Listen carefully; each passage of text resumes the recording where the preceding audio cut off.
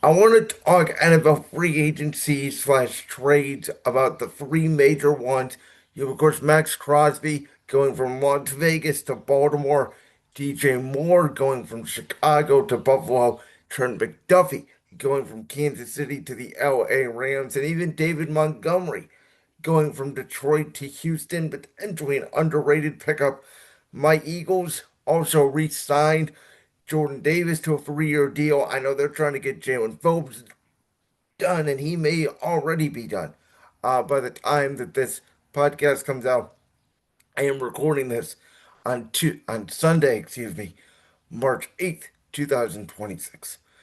But let's talk about the big fish to fry, if you will. And you guys know I don't do it on a deep dives into individual moves and NFL free agency. Once free agency hits, I kind of wait to see where all the dominoes fall. I kind of wait to see then where teams fill their holes in the draft, which I've always been an advocate for the way the NFL does it, which is free agency before the draft instead of the NBA being free agency after the draft. Because I feel like if you don't get your needs in free agency, that's when you apply them to the draft and you can draft more need. Where in the NBA, you may just have to draft best player available as opposed to do you really need this guy, which may be one of the reasons why we have more busts in the NBA, along with there being, obviously less mature kids coming in than NFL kids.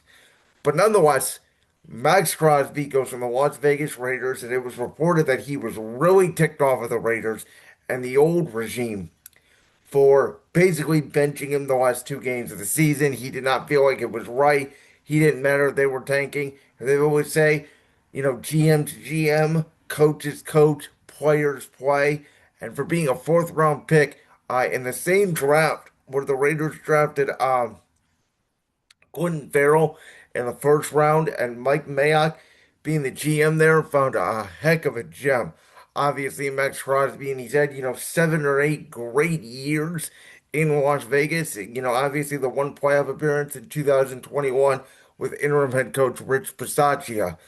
But Maxx Crosby, to me, is in that Myles Garrett class. And obviously, in that division, you got TJ Watt with the Steelers, who, by the way, never been to a Super Bowl. You got Myles Garrett for the Browns, never been to an AFC championship game.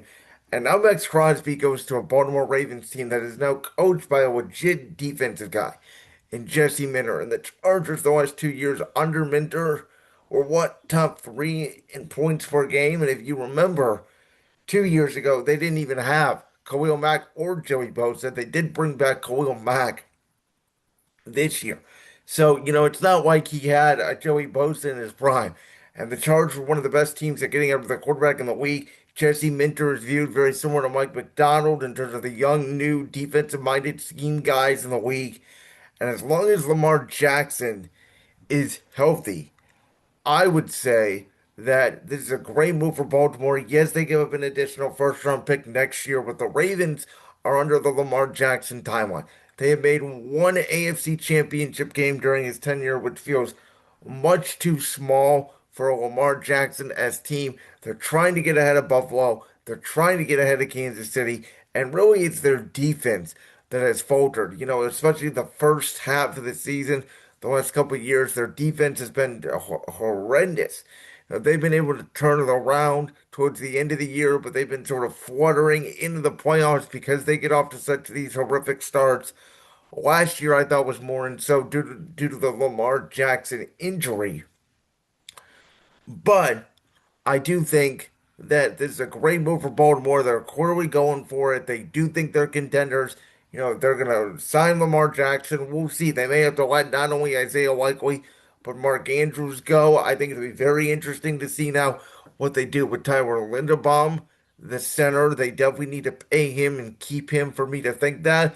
But I mean, listen, as long as you have Lamar Jackson, I say this about Buffalo and Josh Allen, you're going to be Super Bowl contenders. For Vegas, they get an additional first round pick. Now, I would expect them in free agency to go on and pay some offensive linemen. Obviously, once they take Arch Manning, number one overall, now I think you have a pick that's going to be, what, 18, 19, somewhere in there. You can use that pick to go get an additional wide receiver to help out Arch. And I do think the Raiders, with Quinn Kubiak are going to build this very similar to the way Seattle built it this year, the way Chicago built it, with Ben Johnson coming in, which is, hey, listen, that first year, Matty Eberflus, yeah, they took some bumps, but it was some good growth for Caleb Williams. I kind of feel that way this year for Arch Manning, like they're going to take some bumps. You have Ashton Genty, you have Brock Bowers. Um, you have Jack Betts, who I really like, the receiver they drafted last year. You got some pieces there. We got to rebuild the offensive line. And now I think in the draft, you can go heavy defense. You can draft two defensive linemen if you feel the need to. You can draft a defensive tackle. There is not a position on defense the Raiders don't need, but I like Quinn Kubiak. I like the infrastructure they're going to bring. I think they're going to focus on building this through where you have Arch Manning, and then you're going to build it through the offensive and defensive lines. And Quinn Kubiak is going to be able to scheme up, Brock Bowers and, as I already mentioned, Ashton Genty and bench the way he did. Kenneth Walker, who I wouldn't be surprised by the way if they signed. Maybe you do a Kenneth Walker, Ashton Genty sort of combo backfield, the way they had Kenneth Walker and Zach Charbonnet. Though in this particular case, Walker would bring on the sort of Charbonnet as role there in Vegas. Obviously it was time. I think this is, excuse me, is a good deal for both sides. Now, I want to talk about DJ Moore going from Chicago to Buffalo. I thought, again, it was a move that made sense for both sides. I've been saying it since they watched that playoff game with the Rams, and even before that misplay with Caleb Williams and DJ Moore that went to the interception. I did feel like, the Bears, they went out in this pass draft and they got more pass catchers. Colston Loveland, a tight end, when they already had Cole Kmet. They got Luther Burden when they already had DJ Moore and Roma Dunze. You sort of felt like there was a rag of riches there at the skill position set, along with they found, Monungai in the seventh round as a running back to back up DeAndre Swift. That was another hit there by general manager Ryan Poles, who's under criticism, obviously, during the Matt Eberflus phase. But when you get the quarterback and you get the coach and you make some of these selections, I mean, clearly the Bears now can use that extra second round pick on defense. And I think that's a theme that we're going to be seeing here, for these teams that have young quarterbacks, Arch Manning, Caleb Williams, Drake May, um, obviously Jaden Daniels in Washington. I think that the Eagles, the Rams, the Chiefs, even with Mahomes, have sort of had this blueprint of pay your offense and draft your defense and keep your defense cheap. Keep them young, keep them twitchy, keep them cheap. You can pay a premium for one edge rusher or defensive tackle. You can pay a premium for one defensive back, maybe one linebacker, preferably middle linebacker, though if you have a good off-ball linebacker, maybe keep them. But for the most part, there's going to be some defensive players like Trent McDuffie we'll get to in a minute where it's just going to be too hard to pay. Especially if you give your quarterback, $50+ million a year. That's just the way the NFL salary cap works, even if the cap goes up and up and up every year. For Buffalo, we've seen that Brandon Beane, who's been under criticism, and obviously the situation, the press conferences, the season ended with Keon Coleman, which is a complete disaster. But the one position that Brandon Beane has not been able to draft successfully is the wide receiver position. You have Khalil Shakir in the slot, who I still really like. They obviously kept Joe Brady as head coach, who I was advocating to be a head coach. I don't know why he didn't get as many opportunities as he did. I thought the guy, whether he was at LSU with the Joe Burrow team in 2019 or even Carolina, where he coached DJ Moore. And think about this. DJ Moore goes from the Carolina regime, which I think was, I don't even remember if he was with Bryce Young his rookie year or not. It might have been, the old Carolina with Andy Dalton. And then you go from that to, I think that first year in Chicago, Caleb Williams was there. And then you go from him to Josh Allen. It's just big upgrades there for DJ Moore, who I do think, just never really fit with Caleb. He was a fringe wide receiver. Or no, I think he played with Justin Fields that first year in Chicago, and then they got Caleb, excuse me. But, DJ Moore was, in my opinion, a fringe wide receiver one, but he will definitely be used as a wide receiver one in Buffalo. And I think Joe Brady will know how to use him. You have Dalton Kincaid, you have um, Dawson Knox, excuse me, the other tight end. Obviously, James Cook at running back. Josh Allen, the talent that he is at quarterback, and then Shakir in the slot. I mean, that is a lot of weapons for Josh Allen to throw to, and the offensive line's always been good there in Buffalo. Deion Dawkins, tremendous left tackle, as we know. So they can use some of those resources then to again go out. They have a lot of impending free agents. The defensive side, use that extra pick to remake your defense. And I think Buffalo is, trying to make up some ground here with the Patriots, who in one off season completely flipped their roster a year ago.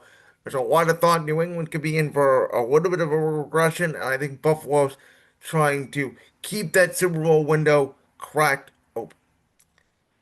In terms of the Trent McDuffie trade, I think this makes sense for both sides. Kansas City wasn't going to pay him. They got some decisions to make. A wide receiver, what's going to happen with Rashid Rice? Travis Kelce's going to be back for one more year, but they may need to think about a replacement plan with him at tight end. Obviously, we've seen Jawan Taylor release. They're going to need to reshuffle that defensive line or that offensive line a little bit. And really, outside of Chris Jones, who's a little bit of an older player, their defense, they're going to have to get younger. Steve Spagnuolo has shown the ability, whether it's the Jerry Sneed, who they eventually traded away to Tennessee, or now McDuffie, to develop corners. So you expect them to draft a corner. And for Kansas City, this year it really all depends on, is Patrick Mahomes going to play week one, or is he not going to play till week seven? Because that will determine what Kansas City feels like they can be this year. I thought last year the Chiefs, they just lost a lot of close games. Travis Kelce was not the same. It was sort of the Super Bowl loser hangover where they were just not in tune. They were just not themselves. I think, after going to 4 to 5 Super Bowls and three straight, there's a fatigue factor there. There's an exhaustion factor there. And I think that they use the offseason and watch the playoffs to maybe reset. And I'm not counting them out. Where on the opposite side, you had the Los Angeles Rams and Matthew Stafford, who there's already reports that when Matthew Stafford walks away, Sean McVay's also walking away. And I think that tells you, and by the way, to clarify, walking away from the Rams, not walking away from the NFL.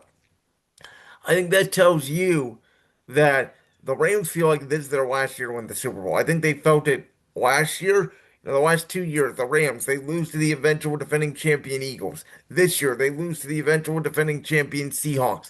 Both a play or two away from maybe winning those games, and you can make an argument, that they would have beat Washington and they would have went to the Super Bowl, and maybe with Jared Verse and Brandon Fisk and that defensive line, they do to Kansas City what Philadelphia did. And then you make the argument, obviously, that Matthew Stafford and the Rams and what that roster could do, that they could do similar things to the Patriots than what Seattle did to them. The one weakness of the Rams was corner. We've been saying it for years. You have a lot of tall wide receivers, particularly in the NFC. AJ Brown, Terry McLaurin, George Pickens, assuming he's going to be back in Dallas. Justin Jefferson. Obviously, then you have more talented guys that maybe are a little bit smaller, but still very talented. CeeDee Lamb, George Pickens, Amon-Ra St. Brown. I think Rome Odunze, Luther Burden are both going to break out this year for Chicago. Jordan Addison's a very capable second receiver. We know what Devontae Smith is in Philadelphia. So the majority of the best receiving talent in the league is in the NFC. And the Rams defense sort of fell off a cliff, not to mention the two tall receivers in Carolina in, Ted McMillan, um, and then Xavier Legette, and of course in Tampa Bay. We'll see what happens with Mike Evans, but maybe he stays in the NFC. You have Drake London, obviously, with the Falcons. So we saw the Rams struggle against Carolina even in the wild card round because they couldn't stop those two big receivers. And, Jared Verse and Brandon Fisk, they're going to have to pay those two edge guys eventually here in the next couple of years. We know the Rams have been very clever at their ability to move off first round picks. Jared Verse is the only guy that they picked with the first round. With that Atlanta pick, maybe they supplement that, and who knows what they do. Maybe they go out and they draft an offensive lineman because they're certainly going to need a right tackle. Harvenstein is no longer there. He retired. That's a thought. But this Rams team is clearly loaded as long as Matthew Stafford is healthy. That's the key. If Stafford's healthy, they have a chance to go back to the Super Bowl and win it for the first time in 5 years in their home stadium this year. And finally, when it comes to NFL free agency, I talked about this when I did my minute to win a QB version at the end of February. It's where I picked where, the quarterback needy teams are they going to draft the quarterback in the draft? Are they going to sign a free agent, etc.? Kyler Murray was officially released by the Cardinals, and nobody has brought this up. But I believe Kyler Murray should back up Lamar Jackson in Baltimore. We talked about the Ravens just going out and getting Maxx Crosby. Arizona is going to reportedly pay all of Kyler Murray's, salary. And again, by Tuesday, he might have already made a decision, so this may be outdated. I apologize. But if you ask me, there's talks out there about, oh, maybe Minnesota, bring him in for competition with JJ McCarthy. To me, if you bring in Kyler Murray in Minnesota, he's the starter. You're basically saying the way Indy did with Anthony Richardson and Daniel Jones, that we're giving up on JJ McCarthy. I think, Kyler, it's not the talent, but it's maturity issues, obviously, and it just did not end the way he wanted to in Arizona. To me, you take the Sam Darnold route, you take the Mac Jones route, you go be a backup with Baltimore for 1 year. And by the way, you're going to get a chance to play because Lamar is either hurt every year or he's sick every November or December. And it solves Baltimore's backup quarterback issue because without Lamar Jackson, they're unwatchable. And I think Jesse Minter and as a new head coach, maybe values hopefully for the Ravens more backup QB options than what John Harbaugh did. And to me, this just makes perfect sense. You don't lose a lot. Obviously, if Lamar were to go down, the scheme is good. Kyler can learn from Lamar. He can learn from a great organization with the Ravens. Play well when he gets the opportunity to, which I believe he will, and then go out and get a payday next year. Either that or maybe you go to Washington. Marcus Mariota was a backup. He played a lot. Jaden Daniels is skinny, very similar body type to Kyler Murray. I think he's going to get hurt a lot, unfortunately, during his career. You know, I think Kyler should, if I was him, take a backup job at one of those premium spots, even in Philadelphia. I wouldn't be mad. Jalen Hurts has missed games throughout his career. I wouldn't even be mad if he came and backed up Jalen Hurts in Philadelphia. I think Iowa just needs to go somewhere with a good infrastructure, good teams, where he's going to play. The Rams have obviously been pitched, which I think would be interesting. We talk about them needing a backup for Matthew Stafford. And then, if Stafford does retire at the end of the year, let's say they win the Super Bowl, Kyler Murray can be inserted as their new franchise quarterback. But the Rams are not focusing on the future. They just want to get the here and now. So I don't think they'll do that, though. Again, that's an interesting proposition. But that's what I would do if I was Kyler Murray going into the 2026 NFL season. Like that clip from the Brands World podcast? If so, make sure you go down there and hit that subscribe button. While you're down there hitting the subscribe button, make sure to also hit the notification bell so you never miss another upload. And make sure you check out all the other clips from the Brands World podcast right here on YouTube.